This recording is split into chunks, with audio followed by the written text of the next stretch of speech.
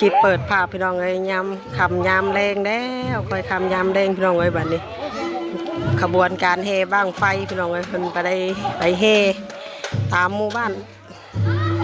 จนไปแต่เศร้าจนค่ำพี่น้องเลยฮ้อนๆเนาะ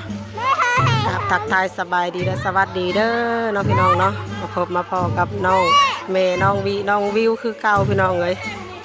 พบมาพอมื่อนี้กะไทยคลิปการเฮบ้างไฟบุญบ้านเฮาคือเก่าเนาะพี่น้องเนาะบุญไก่สิมาฮอดแด้พี่น้องเลยวันที่11สิมาถึงนี่แหละเนาะพี่น้องโอ้มีแต่ผู้สาวซ้ำน้อยพี่น้องเลยตอนนี้เพิ่นกำลังซีเฮเขาไปวัดพี่น้องเลยไอ้เฮเขาไปในวัดหน้าเฮือนแม่น้องวีเองพี่น้องเลยลงเพิ่นยังสิลงอยู่ลูกขนาดเพิ่นสิมาอยู่น่ะนี่นะ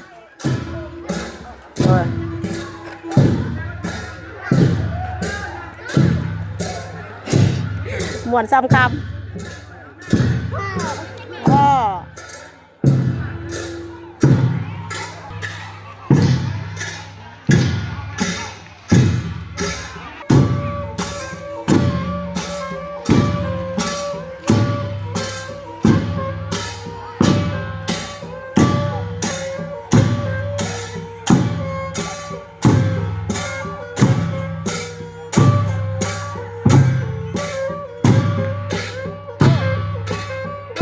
นะแม่พอดเลยม้วนกระดาษพี่น้องเลย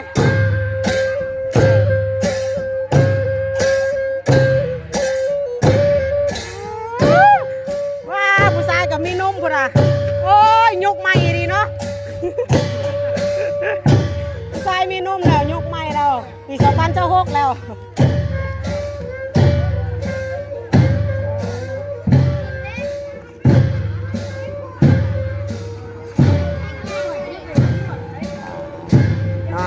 เดี๋ยวเอาสิลงไปเฮทางวัดน้ำพี่น้องเลยเดี๋ยวเฮเข้าไปทางวัดเนาะพี่น้องเนาะป้าลงไปทางวัดไปป้าลงไปเฮในวัดเด้อไม่ได้ไปกลางบ้านก็ลงไปเฮอยู่วัดดีแน่นะโอ้ขี่รถกระมวลได้เลยไม่ได้สนไม่ใจไปวัดมือยังบ่ได้นั่นดิยังบ่พออีกหอบบัตรมันจะสุดเลย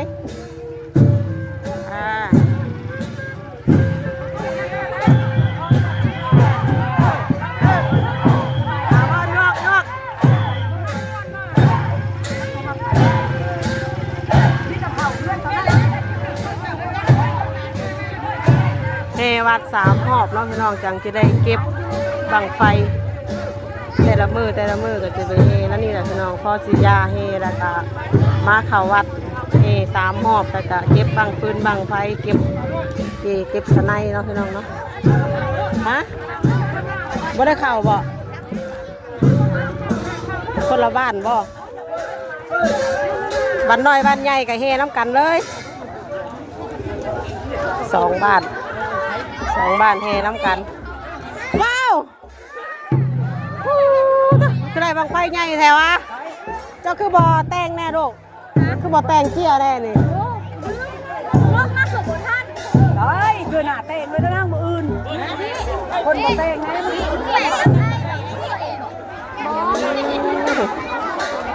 ผู้หามบางไฟกับมีแต่สาวซ้ำน้อยสาวหลายพี่น้องเลยมีแต่ผู้สาว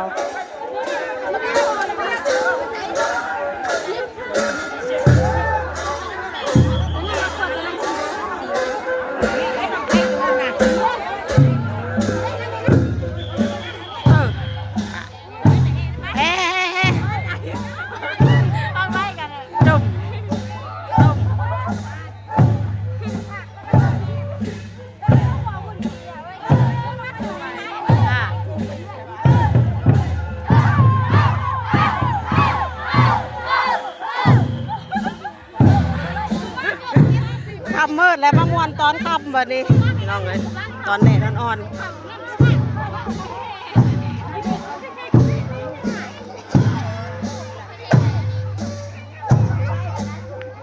อ้าวบังไฟตะเกาขึ้นน้ำหนัก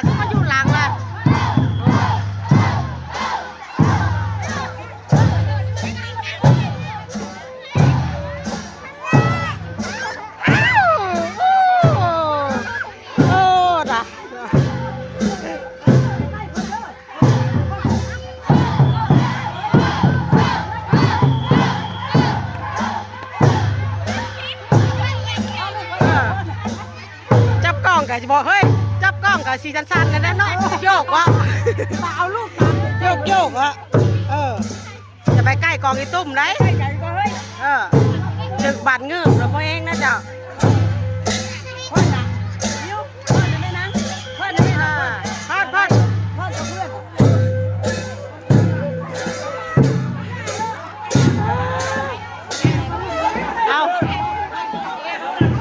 หอบ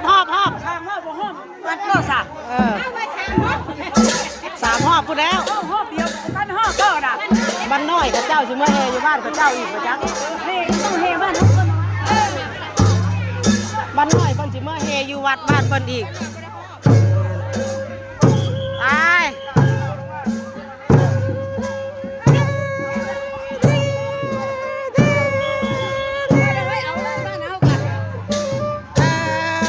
ม่วนได้ดีกันดิ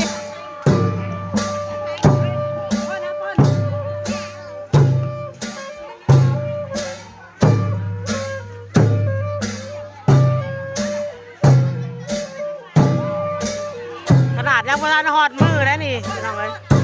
ขนาดยังโบราณหอดมืออุ่นเครื่อง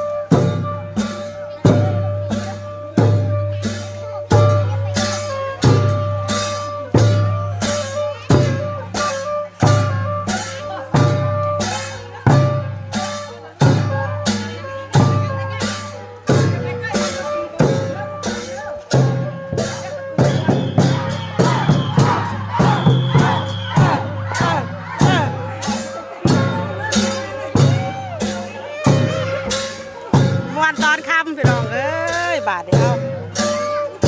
ไปเข้าใกล้เ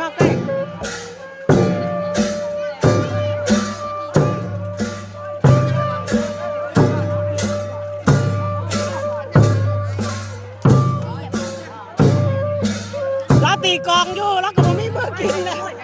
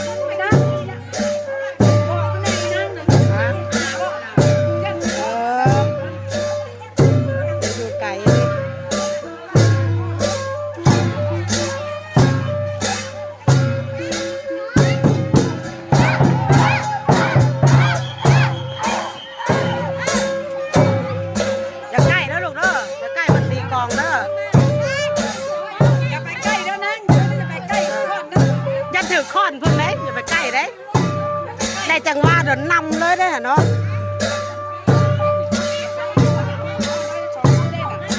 ได้2 รอบแล้วเนาะ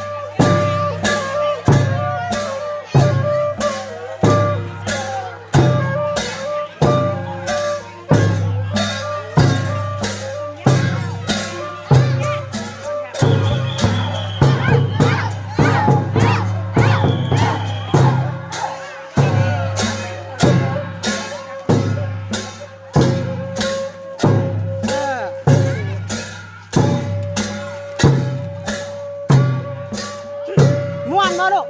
ม่วนบ่สุดใจน้องบิวตี้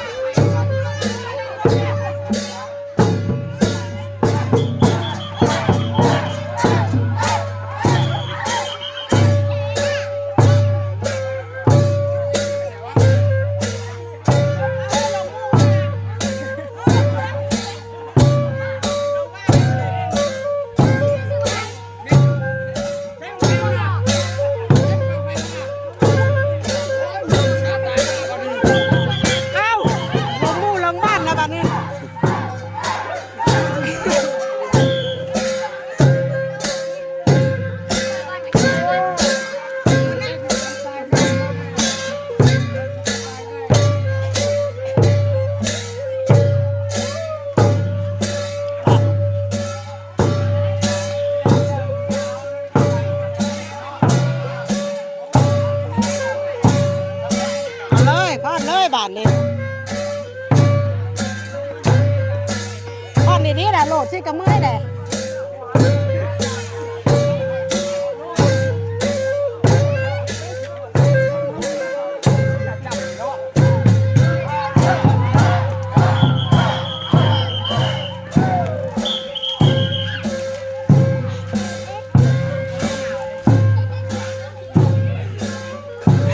ค่อยชิหยอกผู้สาวได้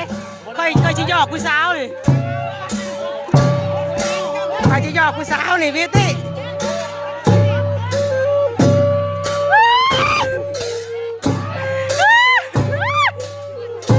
หยอกผู้สาว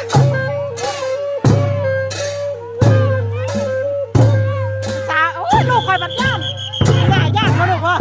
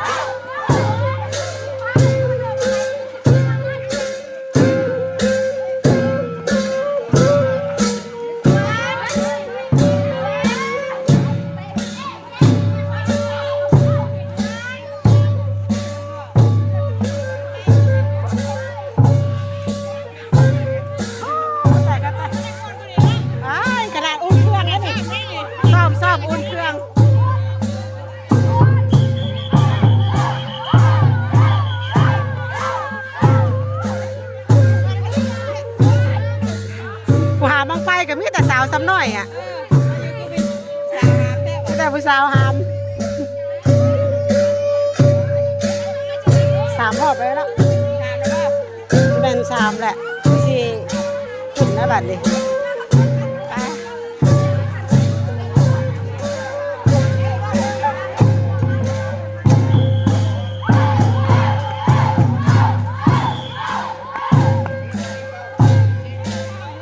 เอารถลูกเอารถ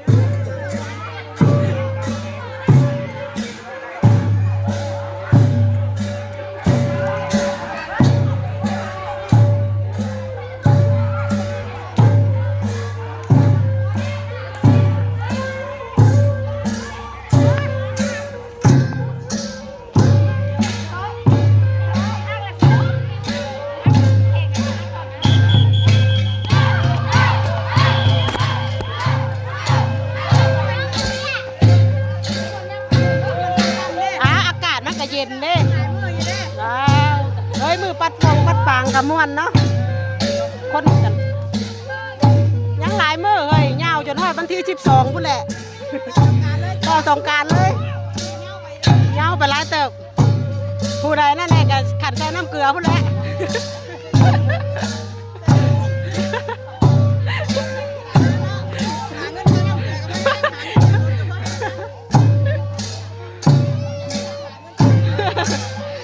จบงานมันโยก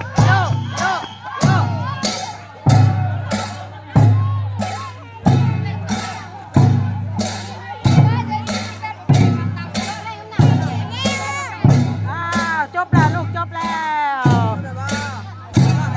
คือว่า3 รอบเลยเชิญบันปกติเพิ่นจะขึ้นบันไดนั่นเลยเนาะบันไดข้างนั่นโอ้ผู้สาวข่อยนะงามมาดีผมผู้สาวผมยาวอ่ะ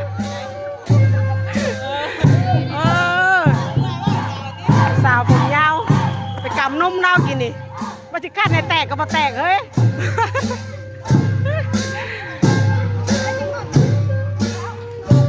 คือว่า3 รอบแล้วเนาะแม่ว่าดูเด็กเท่หรอแม่ว่า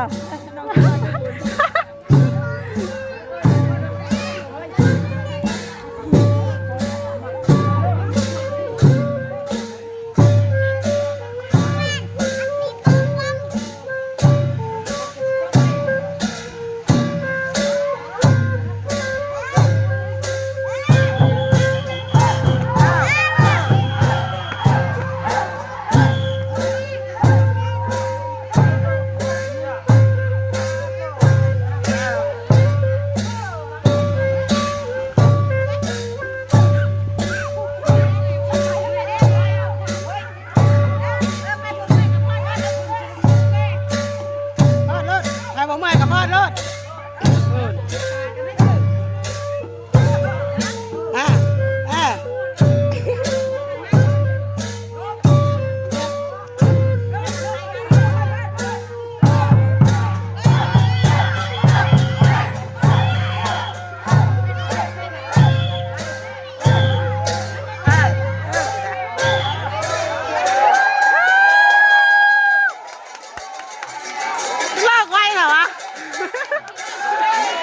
เลิกไว้แต่ว่าดีกันลักมวน